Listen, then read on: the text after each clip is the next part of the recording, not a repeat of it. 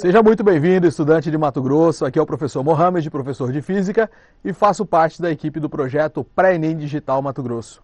Hoje, mais uma aula de Física, a gente vai discutir um assunto que cai com muita frequência, tanto no ENEM quanto em outros vestibulares, que é relativo à termometria, que é o estudo da temperatura e dos efeitos da troca de calor sobre os corpos, ok? Então, nosso objetivo na aula de hoje é definir o que é calor, o que é temperatura, quais as diferenças e as conexões que existem entre um e outro, tá bom? De antemão, eu já aviso a vocês, ó, calor e temperatura não são a mesma coisa. Cuidado com questões que mencionam a respeito disso, ok? O que é calor? Olha só. Todo corpo é formado por átomos e esses átomos estão em constante movimento de agitação, um certo tipo de vibração. Quanto mais esses átomos vibram, mais energia térmica a matéria possui, tudo bem? Então, quanto mais vibração molecular as partículas têm, mais energia térmica esse corpo possui.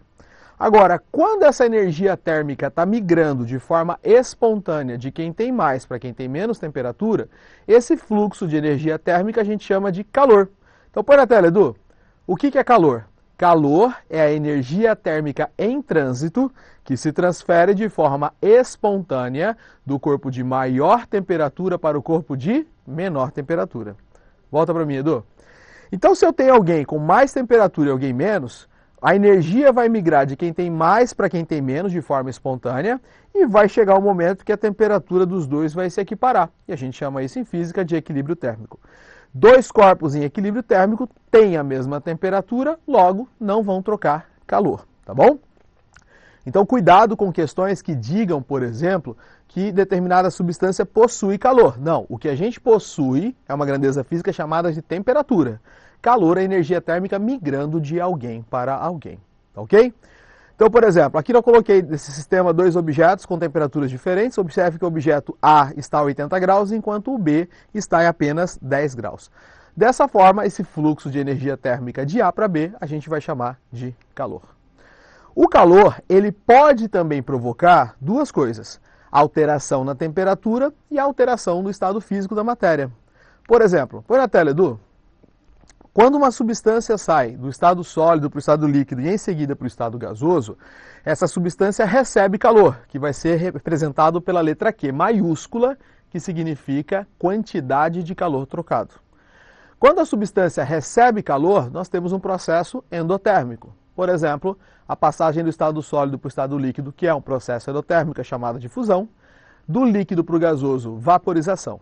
Agora, quando eu faço o processo inverso, que é regredir de estado, exemplo, sair do estado gasoso e ir para o estado líquido, a gente chama isso de liquefação e é um processo exotérmico. Eu estou perdendo calor para alguém.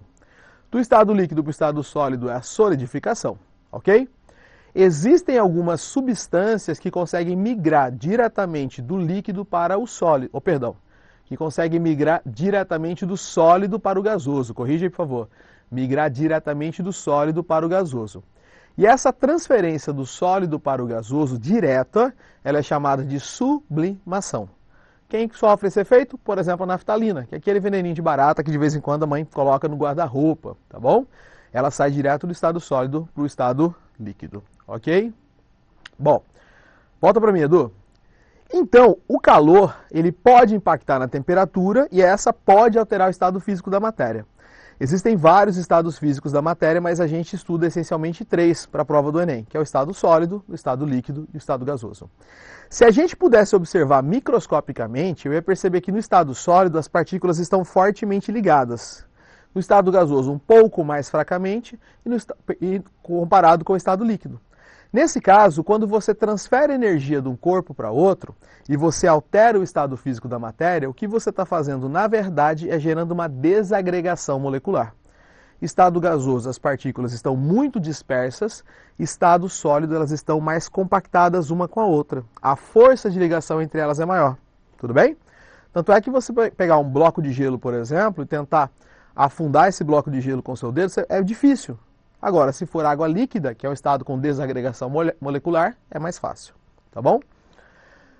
Cuidado, gente. Alguns conceitos subjetivos não servem para a física. Por exemplo, quente, frio e morno são conceitos subjetivos. Por exemplo, aqui eu estou falando de Cuiabá, Mato Grosso. a nossa temperatura agradável, 28 graus. 28 graus a gente está no céu, tudo bem? Porque durante o dia às vezes chega a 36, 37, 42, já chegou a 44 graus.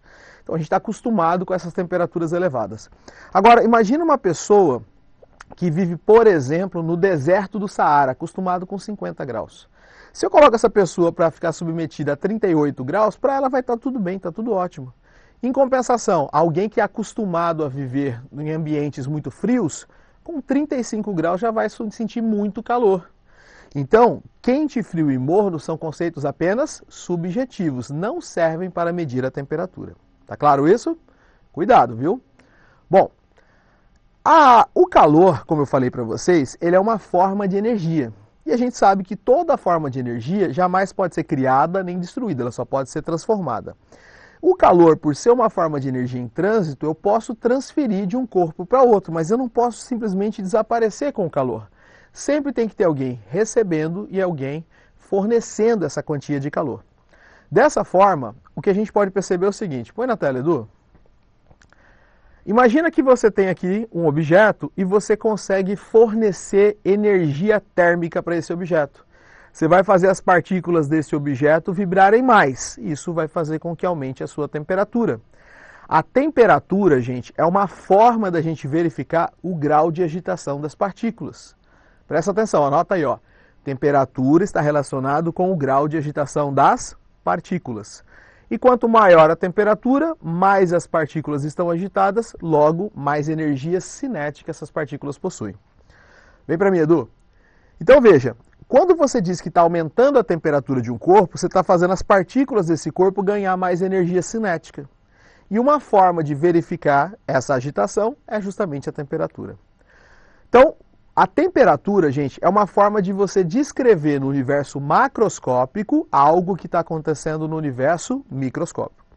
Então vamos relembrar. Calor é energia em trânsito de um corpo de maior para o de menor temperatura, de forma espontânea. Temperatura é uma grandeza associada com a agitação das partículas. Quanto maior a temperatura, maior a agitação. Anotou aí? Tudo bem? Vamos dar sequência então. Aqui eu tenho uma imagem, põe na tela, Edu. Eu tenho esses 3 líquidos, tudo bem? São 3 líquidos e 3 termômetros.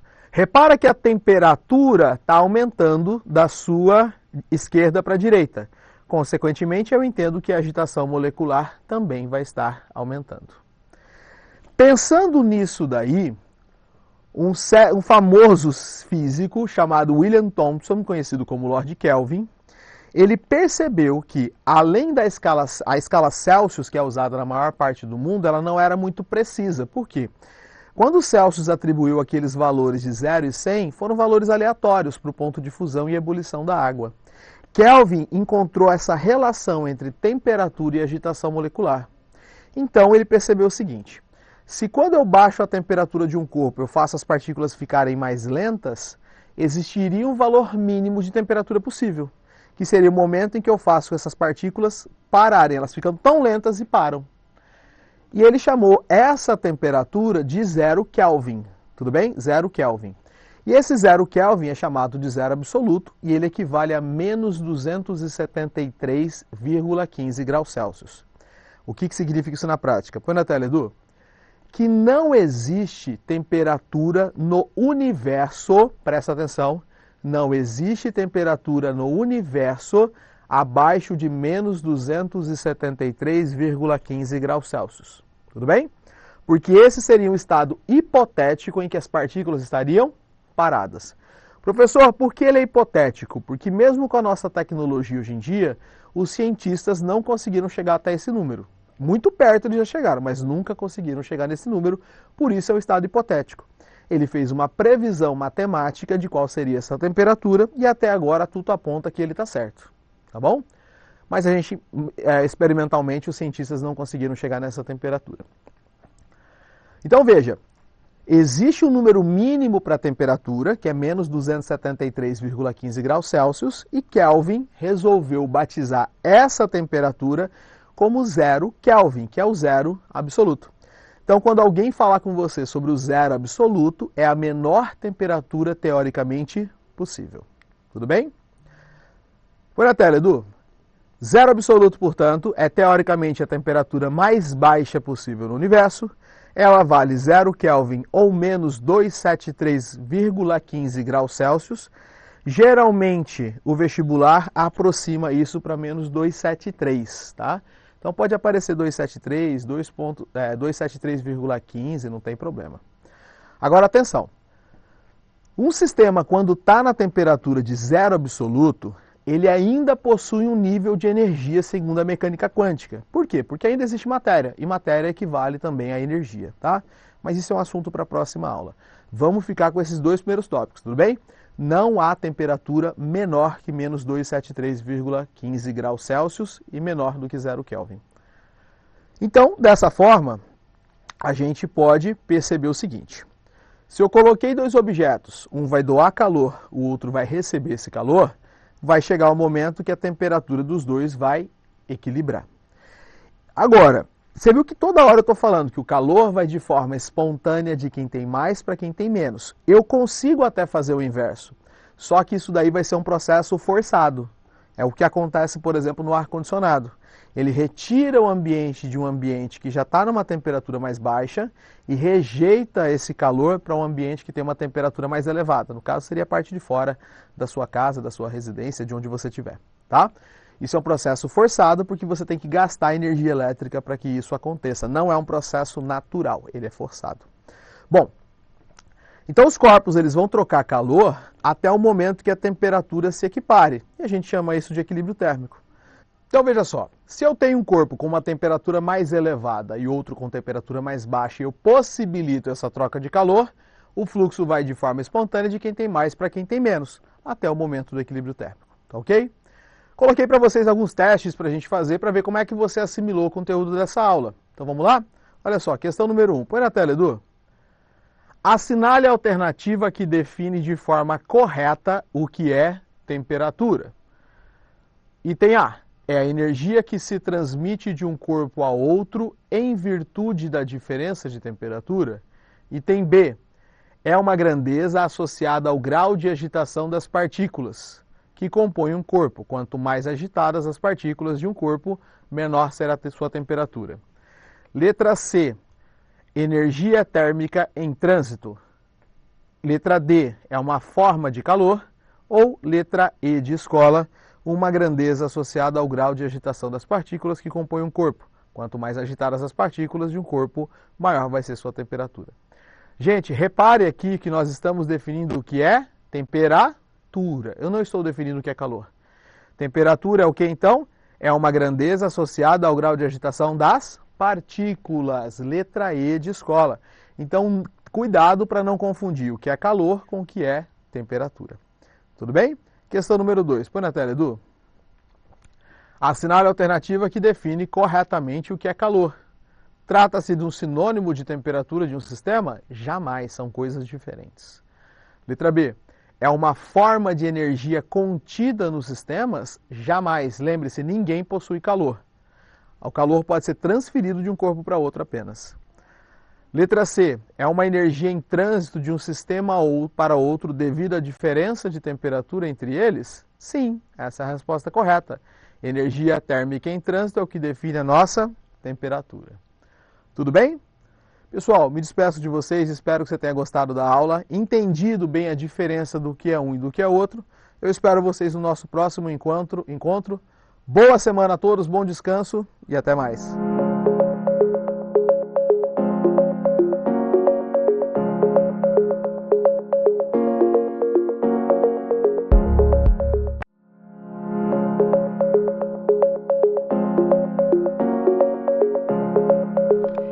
Olá, estudantes da Rede Estadual de Ensino, tudo certo com vocês? Olha, hoje a aula assim, está recheada de coisas boas como sempre.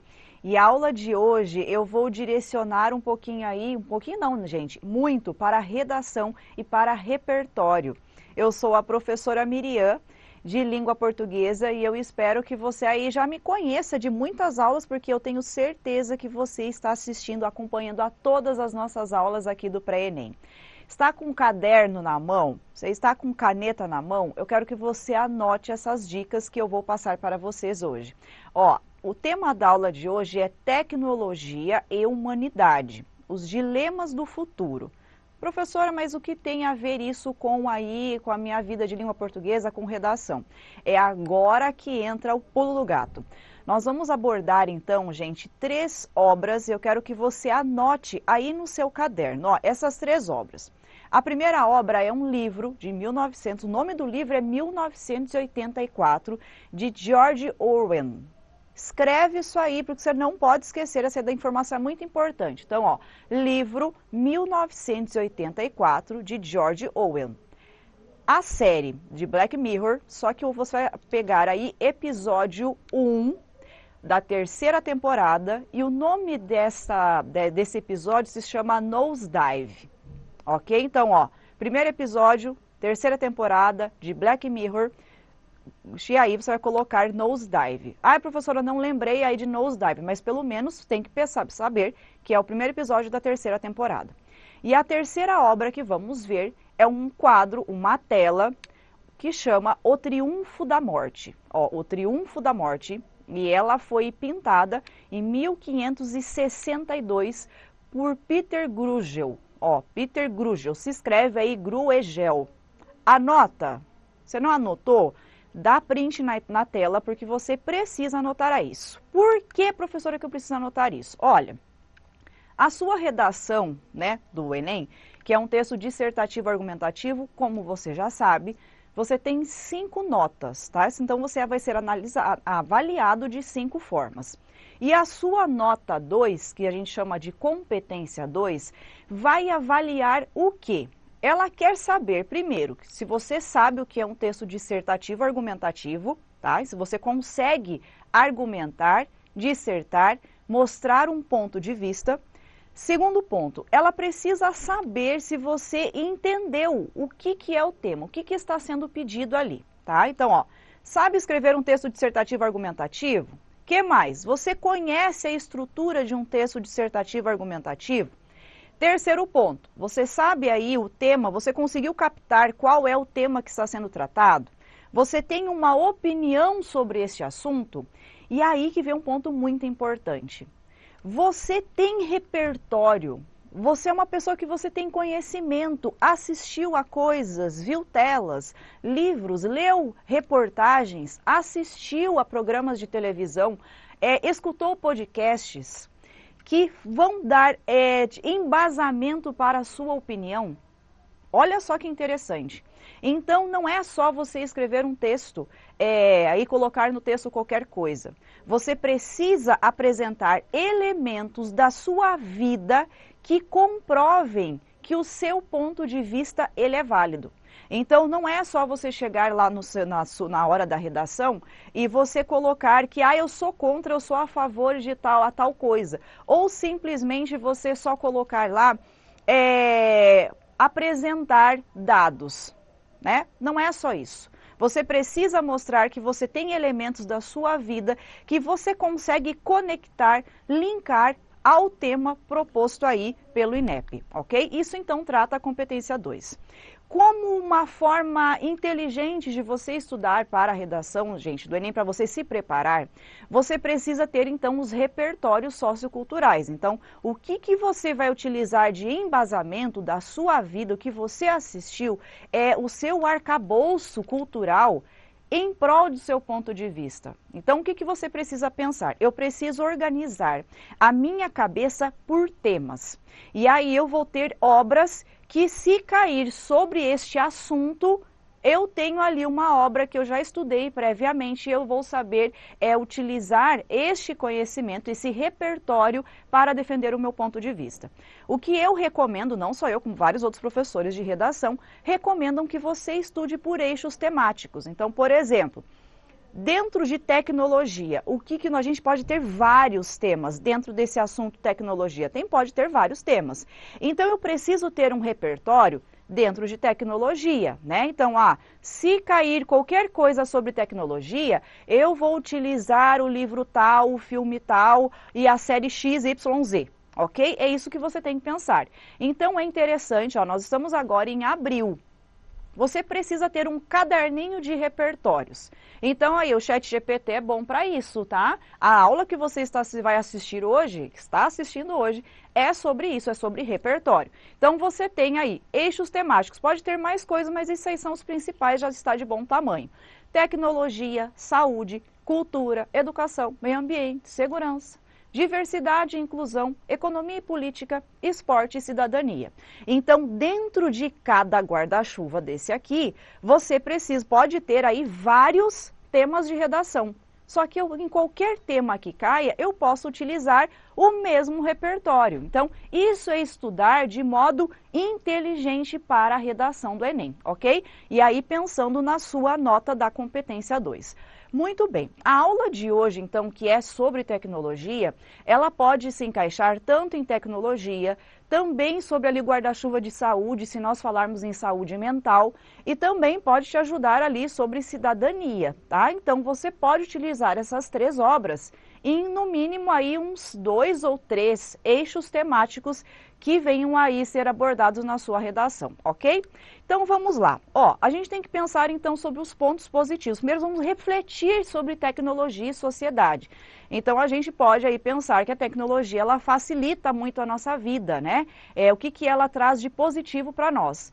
Então nós temos aí, né, entre várias coisas, a gente pode falar sobre acesso facilitado à informação, que mais? Qualidade de vida, conectividade, interação, família que está longe, você consegue fazer contato, conhecer mais pessoas, que mais? Inovação e desenvolvimento econômico e assim por diante. Sobre pontos negativos, aqui temos que pensar sobre eles, né? E talvez você até parou para pensar sobre. Ó, a gente pode ter impacto na saúde mental e bem-estar, né? Se você aí é um adolescente que está me assistindo, você já deve ter pensado sobre isso, sobre sua saúde mental e redes sociais e tecnologias. Que mais? Privacidade e segurança de dados. Será que o seu CPF só você sabe? Que mais? Dependência tecnológica, o dia inteiro aí com o celular em mãos. Desigualdade digital. Será que você aí, o seu amigo ali do seu bairro distante, vocês têm acesso ao mesmo número de dados aí, ou uma tecnologia de ponta de acesso à informação, à tecnologia, né? Que mais? Impacto no meio ambiente, impactos na vida pessoal. Tenho certeza que depois você vai voltar aí, vai refletir sobre cada um desses pontos, porque cada um puxa muita coisa. A primeira obra, então, que nós temos aí, que é de 1984, gente, sem brincadeira, se você assistir qualquer curso de redação, eles vão falar desse livro, e ele é extremamente importante. Por quê? Eu acho que eu já li umas 2 vezes esse livro, 2 ou 3 vezes, e todas as vezes que eu leio, eu tenho impressão que eu estou lendo sobre minha vida atual, e ele sempre é muito atual, ok? Esse livro, então, ele foi escrito aí no pós-Segunda Guerra Mundial, e ele trata mais ou menos do quê? Ele é uma distopia. O que é um mundo distópico? É uma ficção, um mundo imaginário, em que, na verdade, eu tenho, então, uma população que vive de modo opressiva e não tem noção da vida real, do que está acontecendo, ok? Porque ela é extremamente controlada. Então, é um mundo imaginário que se vive ali, mas ele parece muito com o mundo real. É um mundo real, mas ele é tão doido que ele parece aí ser uma coisa totalmente distópica e imaginária, totalmente fora da realidade, ok? O interessante desse livro, então, é que as pessoas que vivem, né, nessa obra, elas vivem todas dominadas e controladas por câmeras. E aí a gente vai chamar essas câmeras aí controladas pelo grande irmão, pelo Big Brother. É ele que controla tudo. Onde você vai, inclusive no banheiro, inclusive os seus momentos em que você come, há uma câmera cuidando. Professora, isso parece o Big Brother. Esse é exatamente o nome Big Brother, está inspirado nesse livro aí, tá? E aí, George Orwell, que é o autor desse livro, ele traz essa sociedade em que as pessoas são controladas. E são tão controladas que até a mente, o que elas pensam, aí o grande irmão, as câmeras estão de olho. Então, os horários de trabalho, você é controlado, o horário que você come, a pessoa que você se relaciona, porque você não pode se relacionar com pessoas que não são autorizadas. Todo movimento que ensaia, que é contra esse sistema, vai ser reprimido. Então assim, ó, todo mundo caminha junto, todo mundo respira junto, todo mundo pensa junto. Só que o personagem principal dessa história, ele tem uma revolta, só que ele não transparece essa revolta que ele tem contra esse sistema. E ele começa a fazer o quê? Ele acha um ponto cego na casa dele, porque a câmera tem em todos os lados, e ele começa a fazer uma coisa que ele não deveria, fazer um diário, em que ele relata tudo o que acontece ali naquele lugar que ele vive, e ele começa a mostrar também as suas revoltas. Detalhe, ele começa a ter um relacionamento secreto, gente, aí movimentando, né, grandes forças para que ninguém perceba esse relacionamento com a sua colega Júlia. E esse envolvimento amoroso aí, que na verdade não é autorizado pelo sistema, pelo grande irmão, acabam que os dois acabam presos, né? E aí depois eu não vou contar mais o resto da história, porque eu quero que você leia. O que é interessante, então, a gente saber sobre esta obra, né? Sobre, primeiro ponto, supressão da liberdade individual. Você não pode pensar o que você quer, você não pode agir e ter os horários, porque tem um governo, um sistema que te controla. Tudo é controlado. Onde você vai, você é controlado.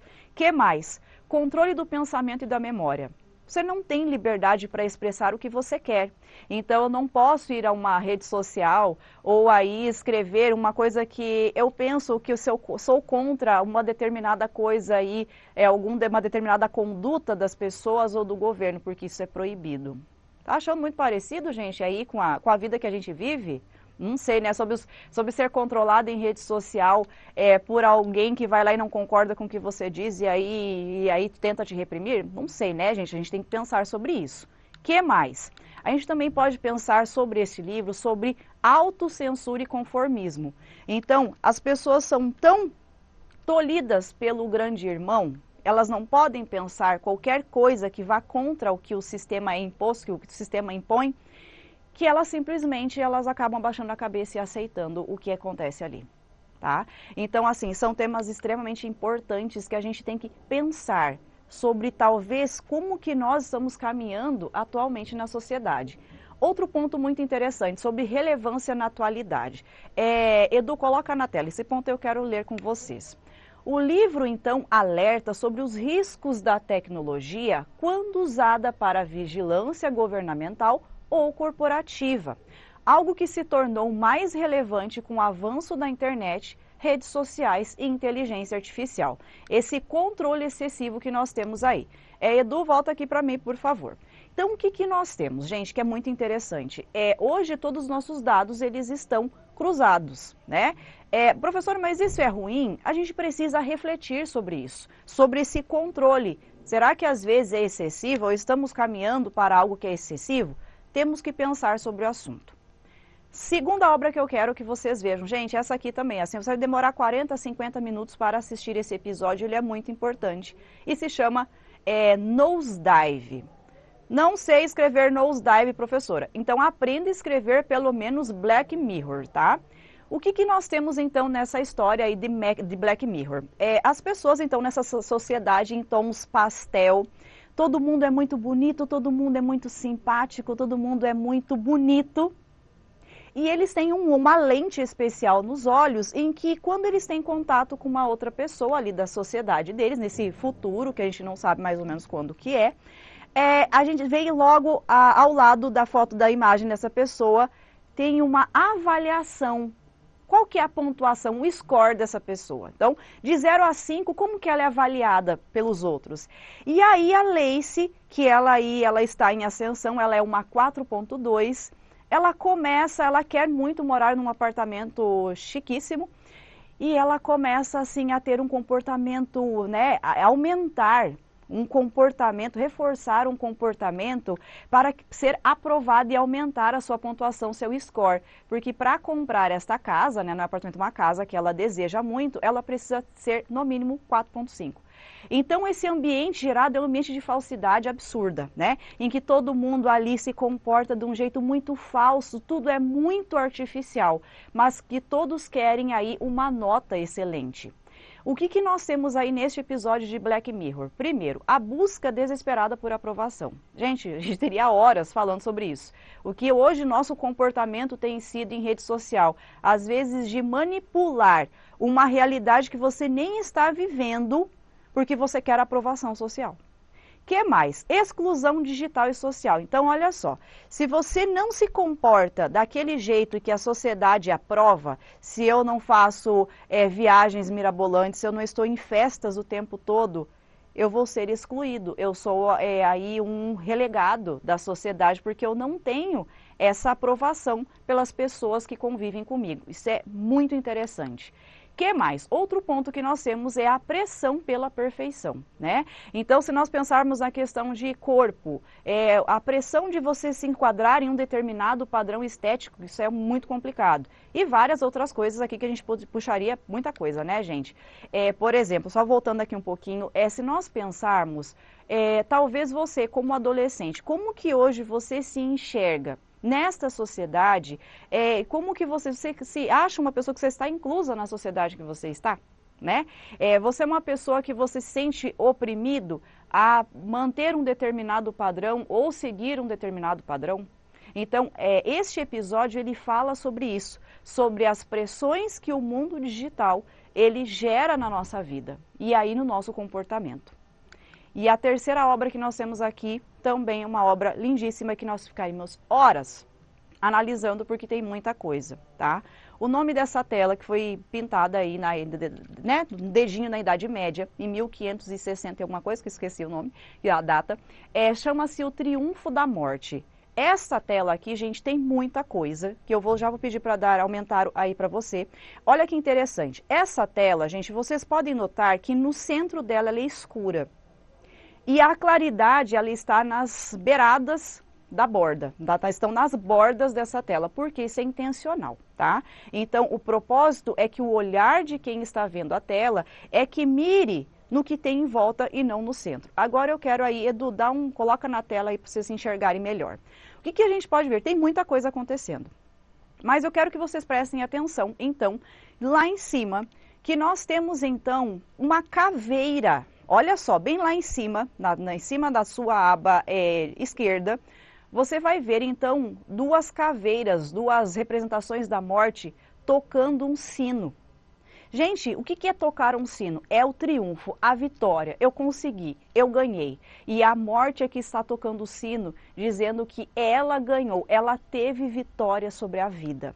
E nós temos várias outras cenas acontecendo do triunfo da morte. Então notem que quem está ali sempre em posição de poder em qualquer cena que nós temos é sempre uma caveira.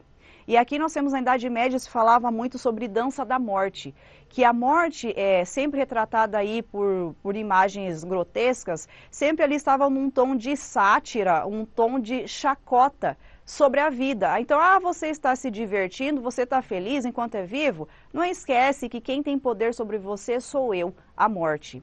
Então, nós temos aqui, por exemplo, logo mais abaixo ao sino, no seu canto ainda esquerdo, bem abaixo, nós temos um rei que está ali vestido com roupas reais, só que mesmo um rei poderoso, ele está sendo levado. Tá? Então, a morte também triunfa sobre ele. Num outro canto, no seu canto direito, ali naquela mesa posta, nós temos uma dama que está desesperada porque ela também está sendo levada pela morte. Então, aqui, gente, nós temos vários outros elementos que mostram que em qualquer posição social que você esteja, independente de quem seja você, independente de que você seja aí um bom cristão ou não, a morte, ela vem sobre você e ela vai te levar. Muito forte essa tela, não é mesmo? Volta aqui para mim, Edu. Então, o que nós temos aqui sobre esta tela? Nós temos primeiro um cenário apocalíptico muito grande, né? Em que a devastação e a morte, ela é muito presente.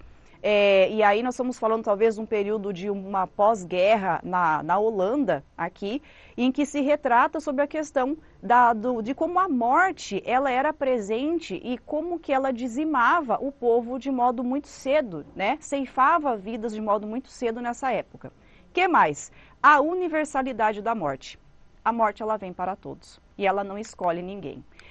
Que mais que temos? A falta do quê? De escapatória. Mesmo você sendo, aqui tem uns elementos cristãos na tela, mesmo você sendo um bom cristão, isso não faz de você escapar daquilo de ter um fim na vida, né? Que mais? No caso, no final aqui, nós temos o seguinte, a morte como triunfo. O título da obra sugere que a morte sempre vence, não importa o poder ou a riqueza. Todos terão o mesmo fim. O quadro, então, nos faz refletir sobre como lidamos com a finitude e sobre a efemeridade da vida. E aí eu te pergunto, será que essa, às vezes, pressão de rede social para aparentar um tipo de vida, será que isso realmente importa? Porque no final todo mundo vai para o mesmo lugar. E aí a gente tem que pensar, professora, como que eu posso conectar todas essas obras? Aí, às vezes, utilizar essas 3 obras na minha redação, ou às vezes eu posso utilizar em momentos separados. O que que nós temos? Primeira coisa que nós temos aí é que, e acho que a principal mensagem é que a tecnologia ela não é neutra. Então é preciso refletir sobre os impactos da tecnologia em nossa vida. Se nós pensarmos então em inteligência artificial, ChatGPT e várias outras coisas, né, de inteligência artificial, como que isso tem impactado na nossa vida? Então, nós precisamos perceber que a tecnologia ela não é ruim, mas ela precisa ser pensada. Eu preciso refletir sobre ela. Por quê? Porque, às vezes, usar de modo desenfreado e sem reflexão na tecnologia, isso pode nos levar à nossa ruína ou à ruína da sociedade. Né? Professora, a senhora está sendo trágica demais. Mas a gente tem que pensar, às vezes, até como ruína pessoal. Como que às vezes a tecnologia, não refletir sobre ela, não refletir sobre redes sociais ou sobre o uso da tecnologia, como que isso faz com que a morte ela triunfe sobre a minha vida, sobre a minha inteligência, até sobre a minha vida, né? Em si como pessoa, como corpo que sai deste plano aqui, deste terreno. Então, essas 3 obras, gente, elas são extremamente importantes e cada uma aborda de um jeito diferente. Então, em 1984, é interessante falar sobre tecnologia e controle da sociedade. Então, a tecnologia e controle da sociedade. Em Nosedive, nós temos o quê? Como que a tecnologia, como que redes sociais, elas ditam um comportamento de aparência. E aí, no Triunfo da Morte, precisamos pensar que a tecnologia, ela pode nos levar o quê? À morte. Né? Ela pode fazer com que a nossa sociedade ela seja reconfigurada de um modo muito negativo. Meus amados, vocês fizeram as anotações que precisavam. Eu espero que vocês tenham aproveitado muito essa aula. Façam anotações e que esta aula tenha sido assim servido para que você faça pesquisas sobre esses assuntos, sobre estas obras com mais calma, com mais detalhe, e você utilize na sua redação, aí vai independente do tema que cai, que você consiga utilizar de modo profícuo na sua vida, aí dentro do Enem. Meus amores, um grande beijo para vocês. Tchau!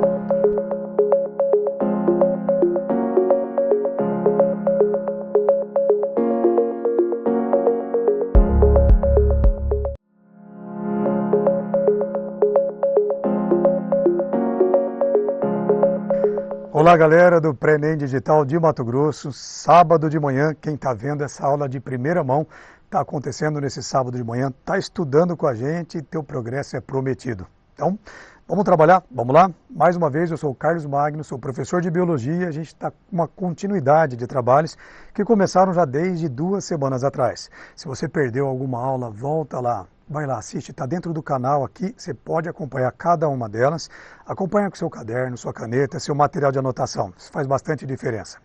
Hoje a temática prometida, na aula de quinta-feira passada, nós trabalhamos com a temática de saúde lá atrás. E a gente prometeu nessa aula que hoje nós teríamos uma cobertura de botânica. Botânica. Tem uma galera que torce o nariz para esse tema, botânica. Tem muita gente que acha que o tema não é legal. E eu até me junto a você para poder reclamar um pouquinho que botânica tem muito nome, tem muita coisa que a gente desconhece. Mas, gente, não tem uma ciência mais bonita do que o grande reino vegetal. Isso na prática, no dia a dia. Então, para ficar melhor, mais palatável para a nossa memória, mais palatável, nós vamos trabalhar com ela de um jeitinho que o Enem faz, que é um jeito bem próprio do INEP, de tratar questões a respeito de botânica. E como é que é, professor? Como é que eles cobram botânica para ficar mais cotidiana, menos chatinha, né? Como a galera reclama demais. Dá uma olhada na tela ali, ó. Apareceu ali, ecologia. Ela sempre atrelada a aspectos ecológicos. Daí fica mais cotidiano e um tanto mais, eu diria que, palatável para a memória, né? A gente vai lembrar de algumas coisinhas relacionadas à utilidade dela. Então não esquece, ó. Quem vai trabalhar botânica, não te esquece de colocar no teu caderno aí. Coloca a data do dia que você começou esse estudo, o tema da aula, que é botânica, e coloca como tema que atravessa ali essa abordagem, que é ecologia. Tudo bem? É a forma que mais é cobrada botânica. Na verdade, quem olha essa pergunta fala, não, será que ela é ecologia? Será que ela é botânica? O que ela é mais? Ela é as duas coisas, uma em função da outra. Vamos largar de conversa aqui, vamos começar logo a questão, vamos lá? Vamos dar uma olhadinha na pergunta Enem que aparece para nós aqui. Na tela, como sempre, a nossa leitura bem peculiar de cada uma das questões. Aconteceu no Enem de 2016 essa pergunta, ó. Vamos lá. A vegetação apresenta adaptações ao ambiente, como as plantas arbóreas e arbustivas, com raízes que se expandem horizontalmente, permitindo forte ancoragem no substrato lamacento. Raízes que se expandem verticalmente por causa da baixa oxigenação do substrato. Para quem acompanha agora, eu peço desculpa pela voz do professor, mas é um dos ofícios do professor, né? Ter a voz normalmente merecendo muita atenção, muito cuidado. Se no texto ali atrás você não conseguiu imaginar essa ideia, eu trouxe para você uma imagem mais profunda, ó, do que seria esse ambiente descrito dentro do texto. Raízes de plantas que ancoram tanto horizontalmente, quanto uma abordagem também vertical para que a planta se permaneça em pé. Por que essa estratégia para vegetação é necessária? Olha para a sua tela aí, ó, dá uma olhadinha lá. Especificamente porque as plantas que habitam esse bioma normalmente têm um solo enlamaçado, lamacento, e é mais difícil manter o vegetal em pé quando o solo não oferece muita resistência. E essa região onde os mangues, que é o que você está vendo na tela aí do lado, onde eles acontecem, normalmente são regiões próximas ao litoral, onde venta muito. Então o solo já não colabora, o vento também não. As plantas adquiriram algumas seleções de evolução que levou a esse aspecto que nós estamos vendo ali, ó. Plantas com raízes bem notáveis, tanto horizontalmente quanto verticalmente, para poder manter a planta em pé. Mais detalhes ainda, de olho na tela, sobre o que o texto retrata mais. Ó. Outras adaptações evolutivas. Folhas que têm glândulas para eliminar o excesso de sais. Eu trouxe na arte uma folha que tem essa propriedade. Pode dar uma olhadinha? Ó? Quem está vendo pela primeira vez fala, nossa, essa folha aí então é porque tem gelo, tem neve nela. Não, nada disso. Isso aí é sal. A folha conseguiu ao longo do tempo, o ambiente selecionou algumas plantas que tinham essa propriedade, ó, a capacidade de excretar o excesso de sal por glândulas que essas plantas desenvolveram. Então, mais uma adaptação importante para o ambiente que está sendo descrito. Olha lá, ó, folhas que podem apresentar cutícula espessa, significa grossa, para reduzir a perda de água por evaporação. Olha para a imagem. Essa imagem que você está vendo é um mesófilo foliar. Vou pedir para o Hugo me trazer de volta aqui, para a gente poder saber apontar para ti para onde olhar. Então, imagina o seguinte, ó, pegaram uma folha de uma planta, não especificamente essa do mangue, mas a ideia de uma folha, cortaram um quadradinho dela e desse quadradinho deram um zoom, ampliaram a imagem aqui no cantinho, no quadrado, para a gente conseguir ver um detalhe. E esse detalhe se chama cutícula. Aqui o Enem gosta dessa palavra. A cutícula, normalmente, é uma estrutura na folha que evita a perda excessiva de água pela transpiração. Então o que acontece? Ó? A cutícula é feita de substâncias lipídicas. A gente bem sabe que lipídio e água não têm muita afinidade. Então qual foi a inteligência da evolução das plantas? Elas cobriram a palma da folha, o limbo dela, de cutícula. Quando necessário, segurar a água dentro dela. Como a água não pode com lipídio, a água fica restrita à folha em si. Então o que acontece? Ó, a relação que você precisa conseguir te lembrar. Em cada bioma do Brasil que chove menos, nós temos uma cutícula mais espessa. Em biomas que têm água em abundância, a cutícula é mais fina, porque a planta não tem muita preocupação em prender a água dentro da folha. Agora, esse ambiente tem algo de especial. O solo, normalmente, tem uma concentração de sais muito forte, porque a região dos manguezais, ela tem, normalmente, uma quantidade de água do mar em encontro com água dos rios. É uma região de estuário que mistura as duas águas, água salgada e água doce. Ainda assim, a concentração do sal prevalece e é difícil para a planta conseguir bombear água, ou conseguir uma concentração pela raiz para conseguir trazer a água para dentro dela. E por isso ela precisa economizar. Está aí a necessidade de uma cutícula mais espessa em plantas que habitam a região que a gente agora colocou. Olha de novo aqui, ó. Pediu para o Edu me colocar de volta aqui para tu poder olhar para onde fica a cutícula. Ó. É como um patezinho por cima da folha que em cada bioma responde de uma maneira diferente. Se você conseguir se lembrar disso que nós estamos falando aqui agora, nós vamos poder viajar por biomas do Brasil inteiro, compreendendo o fenômeno de adaptações da planta, da botânica, em cada região do Brasil. Tudo bem? Vamos continuar aqui, ó. Vou dar uma olhadinha na tela aqui mais um pouquinho. Nós temos outras partes da questão para poder explorar agora. Vamos lá. Olha as nossas opções e o comando da pergunta. Vou pedir para o Edu colocar a tela cheia de novo, para a gente poder aprender ali a ver o comando com detalhes. As características descritas referem-se às plantas adaptadas a que bioma? Qual dos biomas brasileiros? E agora, como saber isso daí? Primeira coisa importante, gente, ó, as plantas respondem a estímulos que o ambiente tem. Vamos lembrar do cerrado? O cerrado se parece com as fotos que eu te mostrei agora há pouco. Existe água em abundância por todo o cerrado, existe encontro de água salgada do mar com água doce. Nada disso é realidade no cerrado. Então, trouxe para ti uma imagem do nosso cerrado aqui, ó, para você que assiste aulas do Mato Grosso. No Grande Mato Grosso nós temos biomas diferentes, né? Se você assiste essa aula do pré-ENEM do norte do Mato Grosso agora, é possível que você tenha uma floresta bonita aí da Amazônia legal. Se você está mais uma das regiões geográficas ao sul ali do Mato Grosso, nós temos ali também o Pantanal. É uma outra área. Então, dependendo de onde você está, a gente tem diferentes biomas. Mas o bioma que tem maior extensão em todo o Mato Grosso é esse cerrado aí, ó. Uma planta bonita, que tem uma propriedade bem visível. Quem vem de fora e olha essa planta fala, não, não é bonita não, você está enganado. É que, na verdade, a pessoa tem que ver para além do que a imagem está mostrando. Ela tem a sua beleza. E a beleza dela, principal, está embaixo da terra. A nossa planta aqui ela é considerada uma floresta invertida. As árvores do cerrado crescem em metros, muito mais extensa para dentro do solo do que para fora aqui em cima. Então nós temos uma grande floresta e a gente chama de floresta invertida. Mas nenhuma de todas essas propriedades são da planta descrita lá atrás. Tem algumas coincidências, ó. A planta do cerrado tem sim uma cutícula mais espessa, mais grossa. Nós que moramos no cerradão aqui, nós sabemos que chove pouco. Se bem que ultimamente está chovendo. Nessa temporada que nós estamos vivendo de 2025, nós estamos recebendo uma quantidade generosa de chuva até. Mas na maior parte do tempo não. É um período de estiagem que obriga as plantas a ter cutícula mais espessa. Então não pode ser a letra A, porque a letra A não tem características descritas dentro do texto. Tudo bem? Vamos lá, letra B agora. Os pampas. Tem uma galera desse Mato Grosso que veio da região sul do Brasil. Para quem nunca viu essa região, quem nasceu e se criou raiz aqui no Mato Grosso, dá uma olhada nas imagens. É com certeza um bioma muito bonito. Infelizmente, muito devastado, mas é um ambiente muito bonito que tem ao sul do Brasil. A gente chama dos pampas, para alguns os pampas gaúchos, né? Tem um céu muito bonito ali, ó, mas também não cobre as descrições que foram feitas dentro do texto do Enem. A gente precisa nos lembrar, ó, na região sul tem um índice de pluviosidade, de chuvas maior.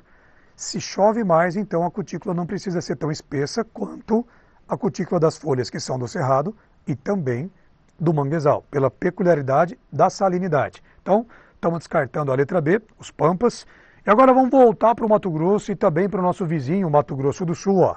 Tá lá, nós temos no Mato Grosso um grande, bonito bioma que é o Pantanal. Gente, é de encher os olhos, né? Se você mora no Mato Grosso e não pôde vir até o Pantanal, eu super te convido.